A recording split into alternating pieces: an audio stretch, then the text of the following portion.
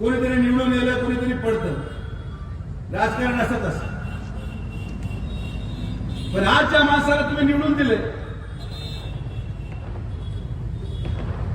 आज प्रत्येक ठिकाणी जाऊन काल कुठेतरी सभा झाली, परवा कुठेतरी सभा झाली, 40 मिनिटं भाषण होतं, पण या 40 मिनिटांमध्ये 1.5 वर्षामध्ये 1 रुपयाचं सुद्धा काम तुम्ही निवडून दिलेला खासदार सांगू शकला नाही.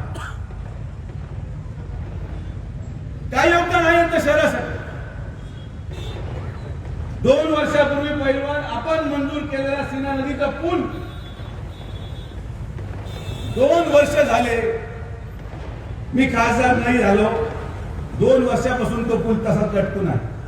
अरे 1 वर्षामध्ये 3 किलोमीटरचा फ्लायओव्हर उभा करून टाकला होता सुजय विखेने. 1 वर्षामध्ये यांना 500 मीटरचा पूल होईना. आणि हे भाषणामध्ये सांगतात आम्ही पाय वर घेऊ, आम्ही फलाना वर घेऊ. अरे तू काही वर घे, पण लोक तुला खाली चालणार हे तुम्हाला मी स्पष्टपणे सांगतो. एखादा अपवादात्मक राजकारण होत, एक लाट आली, एका लाटेमध्ये 1.25 रुपये ठराविक लोक निवडून आले, त्या लाटेचा आधार घेऊन लोक निवडून आले.